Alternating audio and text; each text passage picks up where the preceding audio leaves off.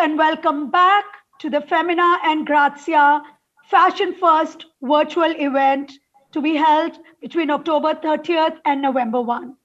I'm Ruchika Mehta, the editor of Femina magazine, and today I'm chatting with three stalwarts of the Indian fashion industry, and we're going to talk about our favorite subject, bridal wear, with everyone today.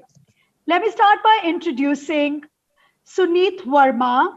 Suneet has been in the industry for almost 3 decades now, known for his bridal wear and couture wear, and a favorite with the NRIs. And I'm moving on to JJ Valaya from the House of Valaya. Hello, JJ. Hi. Hi.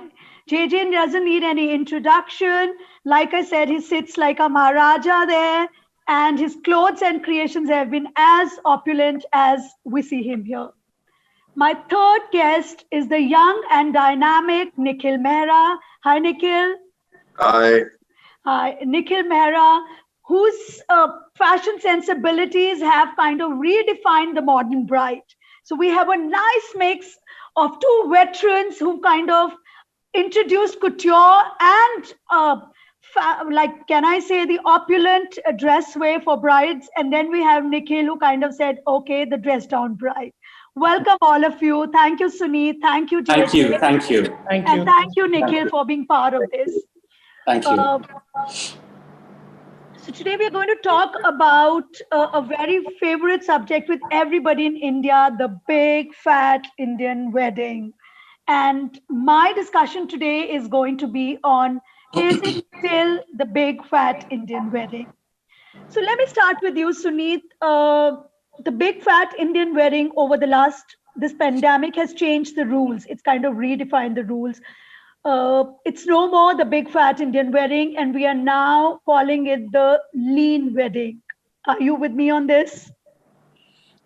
Well, lean is always good, so I don't think there's anything wrong with being lean, but as long as you're lean and strong, I think the backbone of the industry needs to be strong.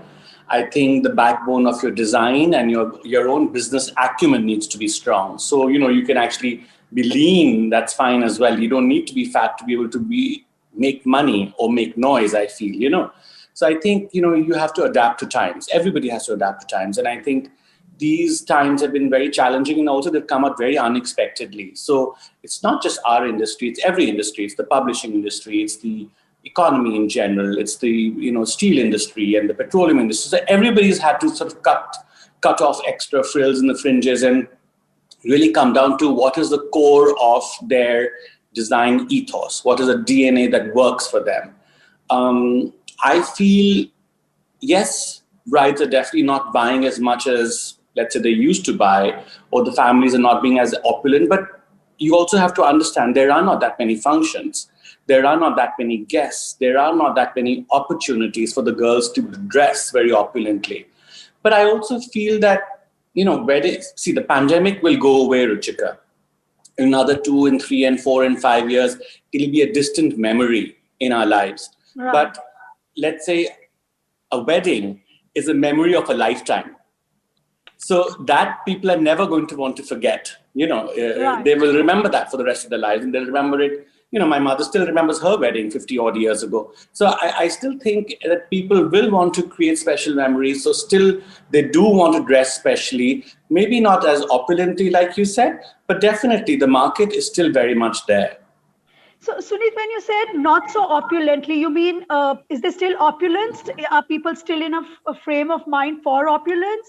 Are you still even closely selling or probably designing for the girls what they wanted to and the families? Or how has the design sensibility changed? So we have actually, we've kind of taken a 50% chance there. So we have our very opulent bridal wear, which I guess we are known for. So, you can look at great panels of embroidery from Swarovski Lengas and blah, blah, blah. And you can order if you want that. But we also have a bridge line now. So, things which are cheaper, less opulent looking. Because you also have to understand, Ruchika, not only people do not want to spend a lot of money, they don't want to look boastful. This is really important because the entire sentiment, the entire economy, the entire country. I mean, you're talking about a lot of people's ill health. You're talking a lot of recovering cases. You don't want to be able to be in people's faces and say, well, here's me with my 25 lakh lehenga, for 50 people wedding. It's actually ridiculous. So if it's made us a little bit more aware and also held back, I think it's a good thing. That's great. JJ, coming back to you, I mean, we've seen some of the most exotic outfits, wedding outfits, the brides looking gorgeous in JJ outfits, walking around. Do you think that's going to come back? Yeah, I think the bridal season at the moment is merely going through a diet. Since you said it was a big fat Indian wedding, and it's transient. And I think I would agree with practically just about everything that Suneet said. But I'd also like to add to that Indians by nature are a very emotional sort of race. And for them, a wedding is not just a function. It's a memory which they want to hold on to for ages. And therefore, I think when this whole thing started, I thought that the season would be pretty much a washout. It's because it didn't make sense. It was a scary sort of scenario. People were not allowed to get together.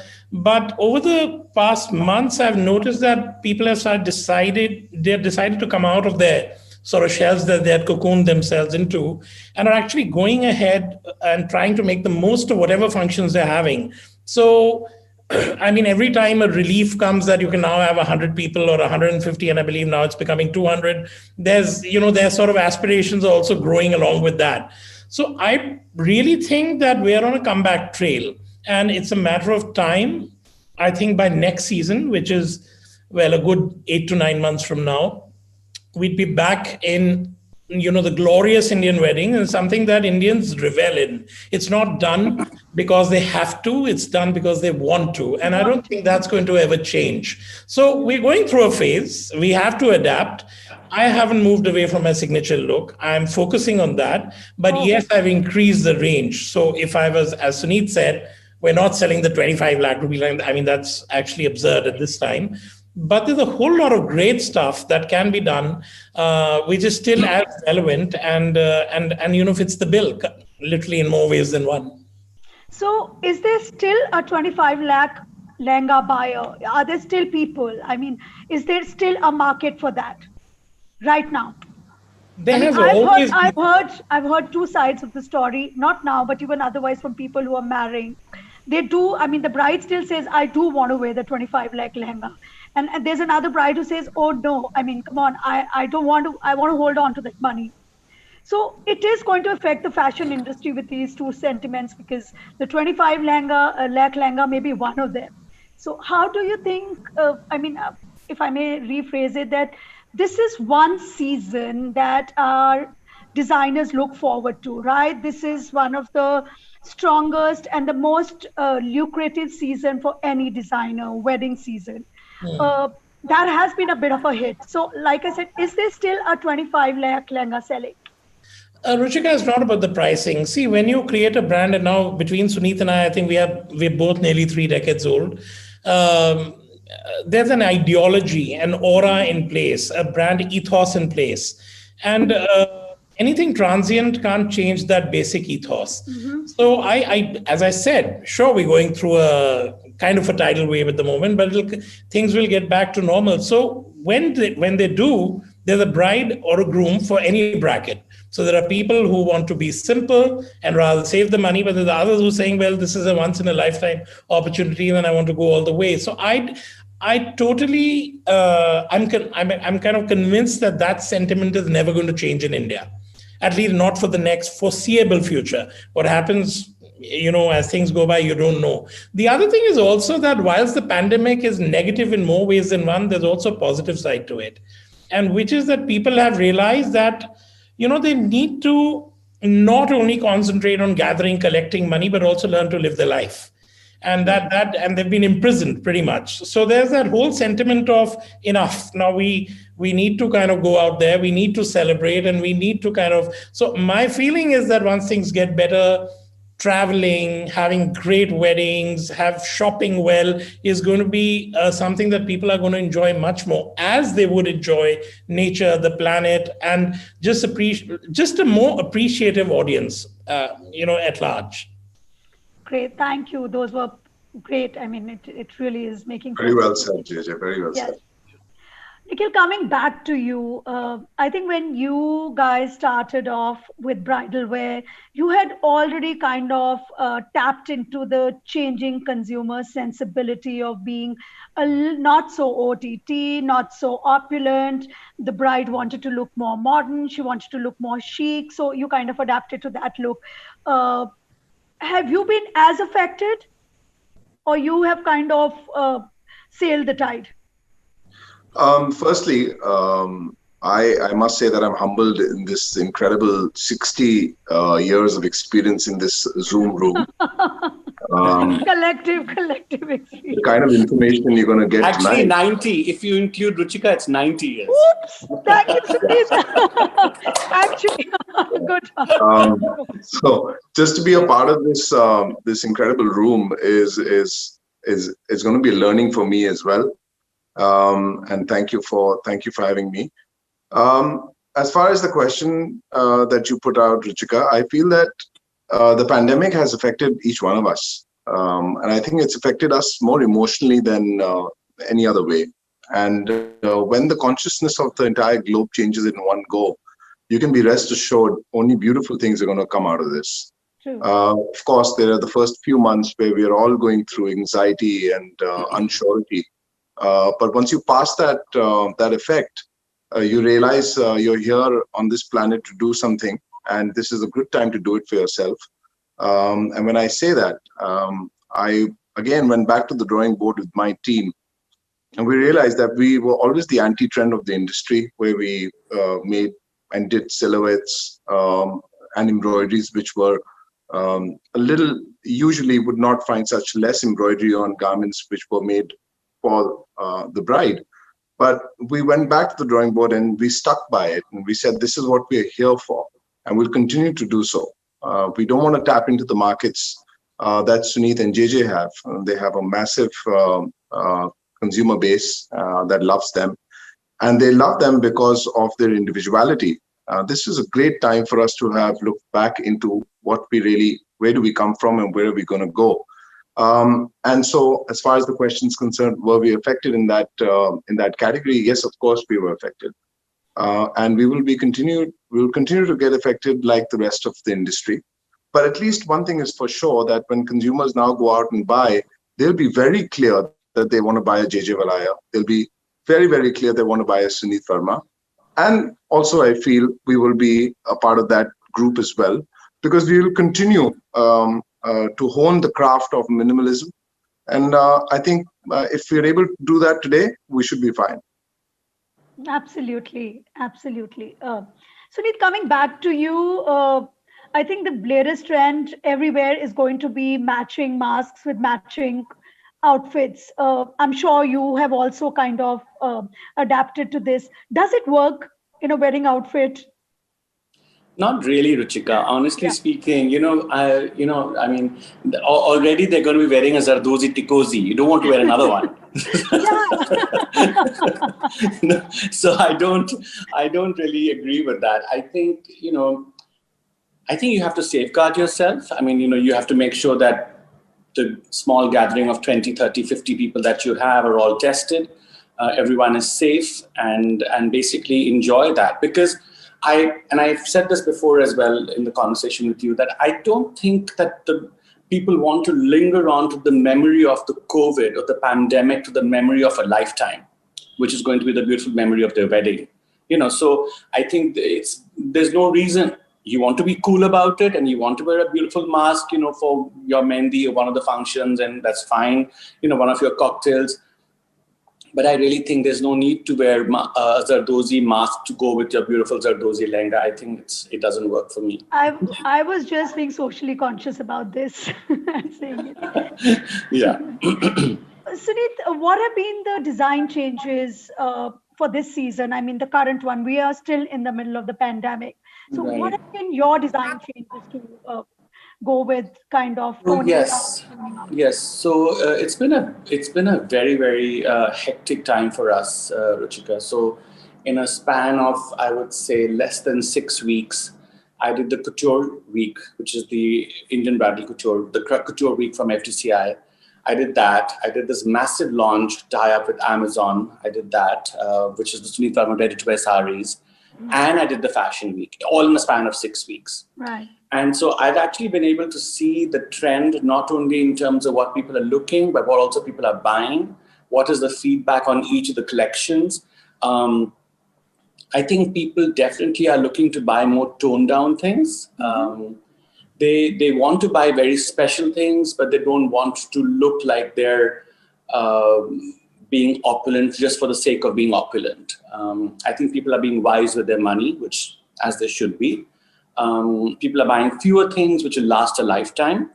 And I think people are looking at more lighter colors, lighter fabrics, lighter feeling in general. Because a lot of the functions are actually going to be either in a gurdwara or a mandir or a small, or in the house, So people can't decorate their houses with big elephants and peacocks, obviously not. So there is a certain kind of grandness that comes with your clothing if you're standing next to a massive peacock, a mirrored peacock, So then you can wear something very, very opulent and very grand. But if you're doing a small wedding with the Darbar Sahab, or you're doing a small wedding in the house or in your own garden or in a smaller venue, then obviously you will wear more toned down clothing because there is no background for that opulence, I feel, Right. So that is definitely the trend. JJ, what would a toned down JJ outfit be like? I mean, there has to be another line which has come out from the JJ house. So this is actually, yeah. So I'm a maximalist at heart. I'm anything but minimal. I called you a Maharaja in the beginning of the chat.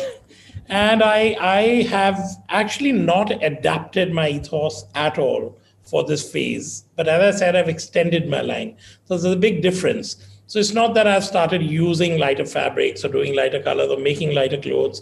They're still very beautiful, timeless clothes. And I think that's a key word that as a couturier, we all need to focus on, because sustainability anyway is becoming the buzzword. And after this, even more so.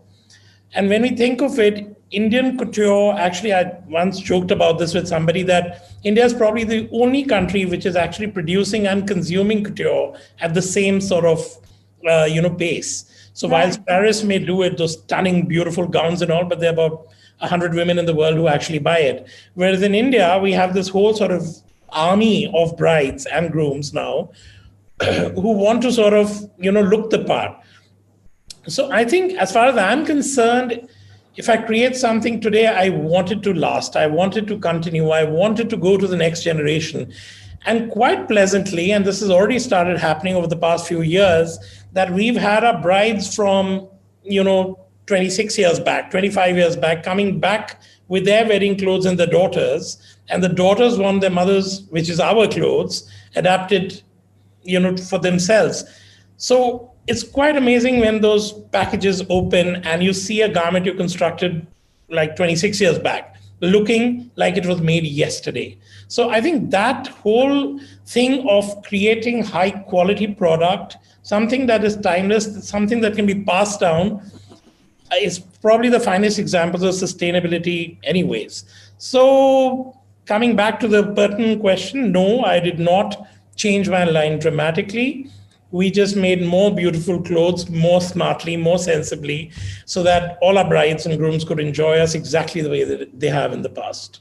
Great. So we will be seeing some brides in the same JJ clothes, but brides with 2 people instead of 20 around then, maybe. The lehenga will be the showpiece there and not the 20 people around. And there's another advantage, Ruchika, which we've not noticed, is because people are not traveling, the digital world has sort of gone to another direction.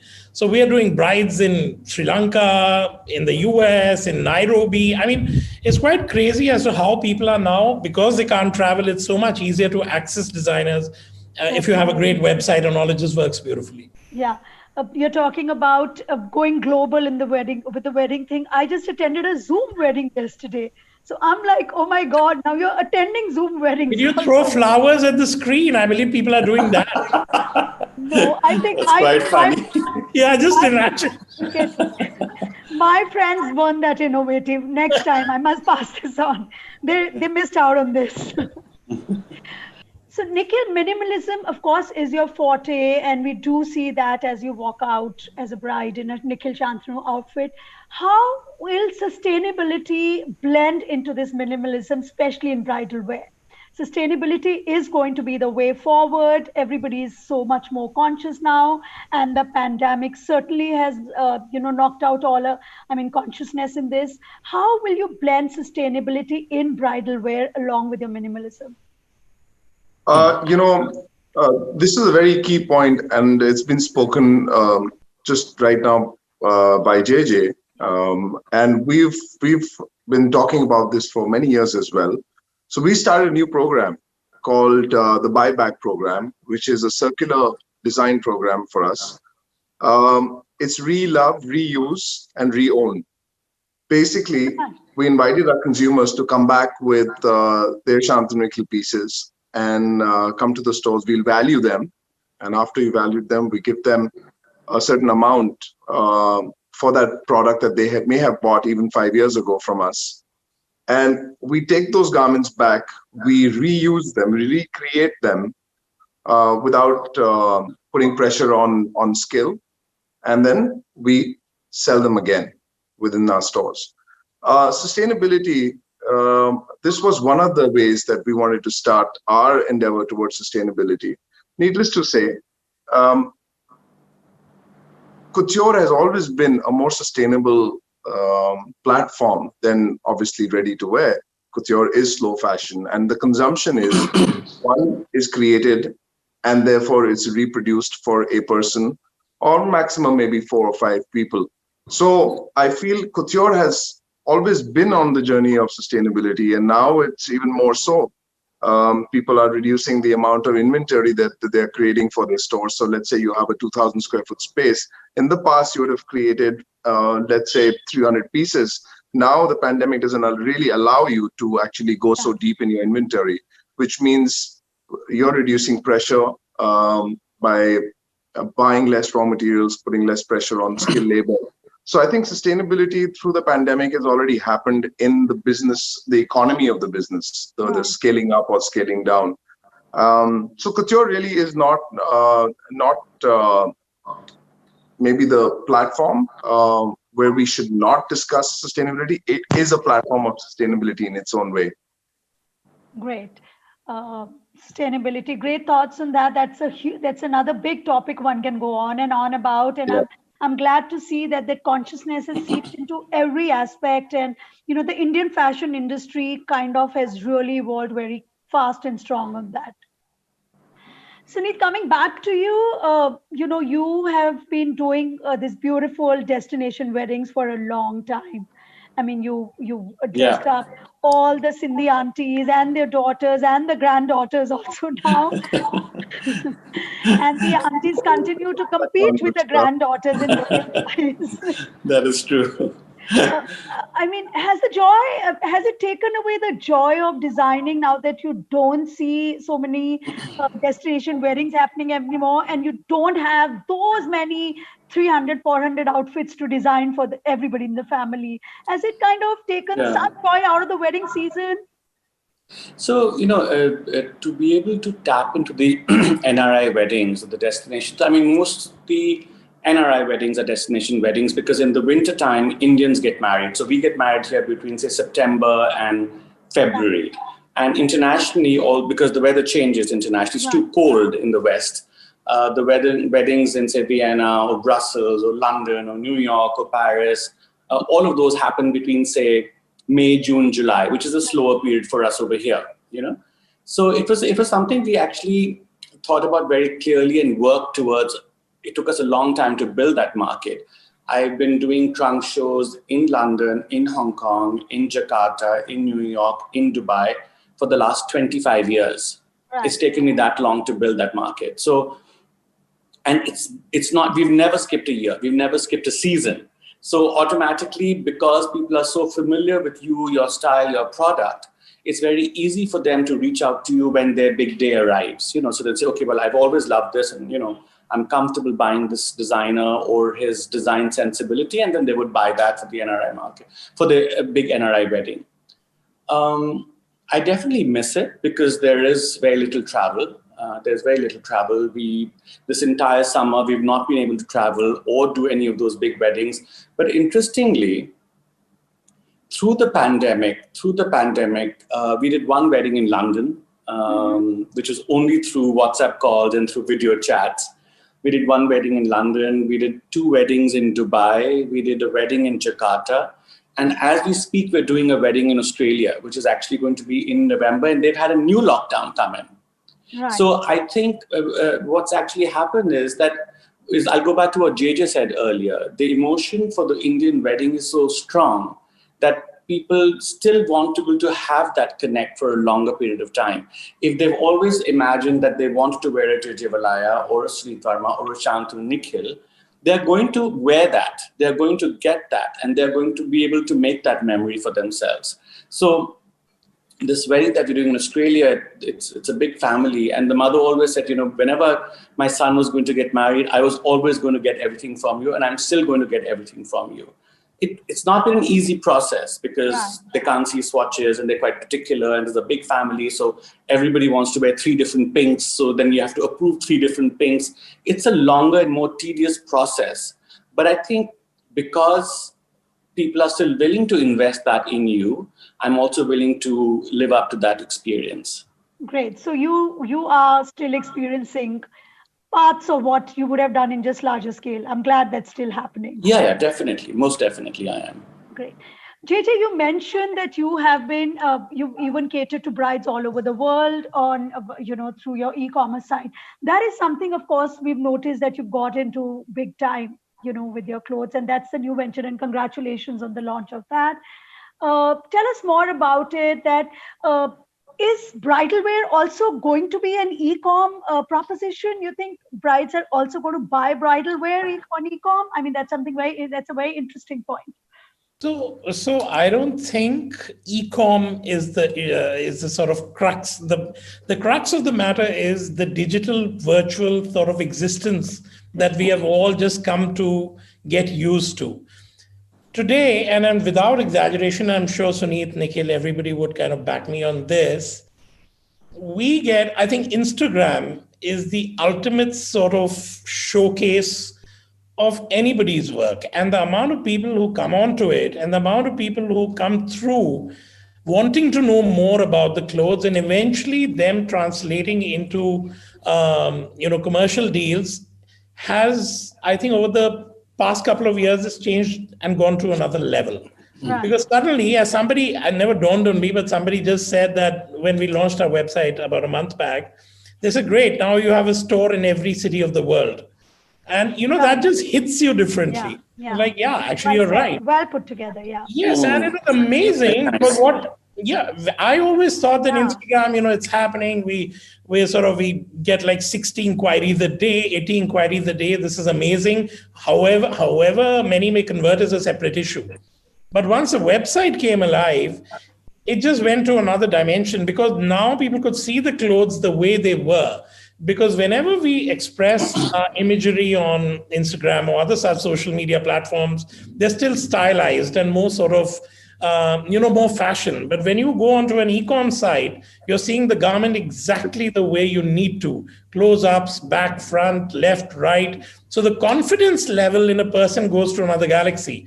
And with that started the calls and the video sessions and everything. So I think there's no denying it. Real time and virtual is going to be a parallel existence we all just need to get used to and probably just celebrate both with equal zest. For sure. But for a bride, the ultimate joy is when she walks into a couturier store and she holds that lehenga, and when she goes inside the fitting room and walks out in it and feels like a bride herself. How do you make up for that fitting and that whole experience of kind of feeling what you do before you buy it? I'm going to interrupt here, Ruchika. I'm going to interrupt here. I don't think I would love to hear what JJ and Nikhil will have to say about this. I don't think we can replace human experience. The touch We and can. feel. No, Yeah. we I cannot. We totally agree cannot. with you. It's impossible. That's why I said we'll have to It's coexist impossible. within We two cannot. We worlds. cannot. Even something as simple as So there was a bride who came in. She was actually from Jammu, and she said she always wanted to wear something from us and whatever. So she kept Zoom calling and she kept speaking to my thing. Okay, I love this and I love this, whatever. And then she finally said, you know what? I'm just going to drive down, and I really, really want to try these 3 things. And can you request Suneet to be there? I mean, I was like, okay, fine, I'll just go. She's a nice girl, and I'll go. And when she was getting dressed, she loved it. She said, I really want to know how you would want me to look, Suneet. So I changed the veil, I changed the border, I showed her different lining. The border got smaller or got more scalloped. Now, that is something you cannot do through a website. That's right. That is something you cannot do through a video chat. That is something, that human experience, that human touch, that human instant design reaction that you can get, when you can grasp a moment and create a beautiful memory or imagery, that you can never replace through digital world. Yes, the digital world will take us to another realm of sales or another realm of technology whereby we'll all, become more accessible, like JJ said, as a store in every city of the world. But I think that human experience is definitely something that will be missing. I don't disagree with you at all, Suneet. Actually, that's my point was actually more that because of the digital world, our access has increased and more people can see what we are up to. And that changes the dynamics. And we're really talking about this period of time. This is when a lot of people cannot travel, so they don't have a choice. And what we're doing at this period of time. But absolutely, you can never replace a couture moment in a store. And it's still happening. People have started coming back to the stores, and it's sort of getting back into the... But I also feel, Ruchika, that couture is a beautiful relationship between the couturier's work and the person who adorns it. Right. And that relationship that starts from the very first sketch till the bride walks out, for that moment and that day, those relationships are continued through families and generations. And that's why when JJ said you've got his older clients coming back with their daughters, it's the relationship. And of course, no digital platform can ever suffice that. Absolutely. So is there, do you think this, there could be an address to, there could be a way to address the fittings and the experience on e-com? Because if going forward, even if you've now kind of explored the Australian market, maybe somewhere in Melbourne when you weren't present, but somebody's picked up a senior outfit there. Is there a way to... come in? Sorry. I've got your question. I think it's a very smart question to have asked. The fit is, I think, one of the most important aspects of any couturier's work. You are recognized and remembered for the fit that you give. And I think you're talking to people in this room who are known for incredible fits. You guys are the masters. You're the masters of fitting. I mean, and clients keep coming back for that. So I think at this stage, in this point in our lives, the fit is not even a question. And that's understood because with the amount of, when you talk about accessibility, you can also access the various stages of the garment being made today's day and age. And the fit can be replicated. Of course, the couturiers do that really well when they create dress forms in the size of their consumers and the garments made on that dress form. So to minimize fitting issues. So I don't see that fit being maybe a point that would, deter someone to buy a product in today's day and age. Great. We hope it goes that way.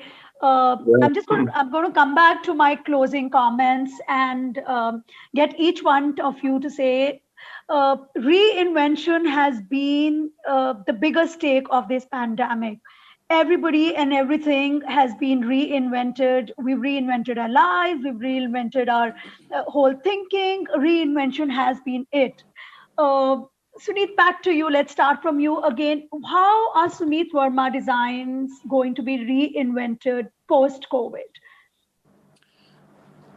Well, I very early on decided, Ruchika, very early on in the pandemic, I decided that it was not going to defeat my spirit. It is just something I had decided. It was not going to defeat my spirit in my design, in my enthusiasm towards fashion, in what I do, in terms of how I live, how I celebrate fashion and design as well. Um, Having said that, we've all had to scale down our businesses. We've all had to kind of adapt to, not having 500 people in the factory and making it to 250 or 300. A lot of my assistants haven't come back because the families wouldn't allow them. So those are those are circumstances that we've all had to deal with. Excuse me. We've all had to deal with. I would say I'm still very, very optimistic. I'm extremely optimistic. I'm very gung-ho about the Indian fashion industry. The season has picked up tremendously for us already. October's been looking great for us. There are NRI brides still reaching out to us. I've done Couture Week, I've done an Amazon launch, I've done a ready-to-wear line at Fashion Week. So, FDCI has been a big support system to a lot of the Indian designers. To keep this I don't see us slowing down. I don't see ourselves having to reinvent our lives to suit the purpose. The only reinvention that I'm going to do, which I'm happy to do, is to better my life. Absolutely. Well, on the personal front. On a personal front, yes. We'll come back to the chat on another time. JJ, the e-com site got launched, which was a big one. Going forward? Well, first of all, we've been also sort of busy because we did the Couture Week, we did the line with Amazon, which was, quite a departure from the normal work that I do. We launched the website, and currently we're working on something really exciting. So hopefully early 2021 should see the light of that. But in my case, call it a quirk of fate or whatever, but I'd sort of taken a sabbatical for about 2.5 years. And we got back into the game actively only last year. So I had already taken that decision that I want to completely redefine the way I work, the way I sell, and to slow down and create pieces that hold value, not in terms of purely money, but in terms of emotion as well. So, and then the pandemic happened. So I just sort of went with the flow. I was already going through that whole sort of, reinvention or redefinition, whatever you want to call it, transition. And then this happened. So currently, for me, it was like absolutely natural. I didn't have to kind of change anything to kind of, you know what I mean, pretty much. Yeah. So we've seen a couple of new things come out of your stable this year, and then we're looking forward to early 2021. Nikhil and Shantanu, the brand, you redefined minimalism in brides. That was one new breaking the rules of typical fashion. What's next, Nikhil? What is the new reinvention or the new norm that we're going to see out of you? So Shantanu and I, we had decided a couple of years ago that we wanted to create for a lot of people and not be bound by seasons. So you make clothes for 8 months and then the rest 4 months, or vice versa. You're sitting, tapping your fingers on a tabla. We decided that we're going to take a massive jump, and we started a new range, a new brand called SNN by Shantanu Nikhil, which is our ready-to-wear brand. And that was a big reinvention sort of for us, because the whole dynamics have completely changed. It's not now make one sample and take orders. You're talking about sizes, color palettes, merchandise plan, massive production, and all of this took the life out of us. But we're really happy that we're now 2 stores, and we're opening a few more. Our target is pretty high and pretty large, and Shantanu will kill me if I don't create enough for him. So I'm really excited about that. No, that's and by the way, congratulations, Nikhil. I've been to your store, your store at the Promenade, and beautiful merchandise and very good looking store. And congratulations on that, Nikhil. Yes. Very much. I think with that, we're going to kind of wind up this session. It's been one of our most enlightened sessions. And I've been honored to kind of speak to the 3 stalwarts of the industry, three of the most talented designers are masters in cuts, like Nikhil said, masters in designs and embroidery, JJ, and Suneet, a Swarovski man, like we call you. Thank you. Always a pleasure. Thank you Thank you. very much, all of you.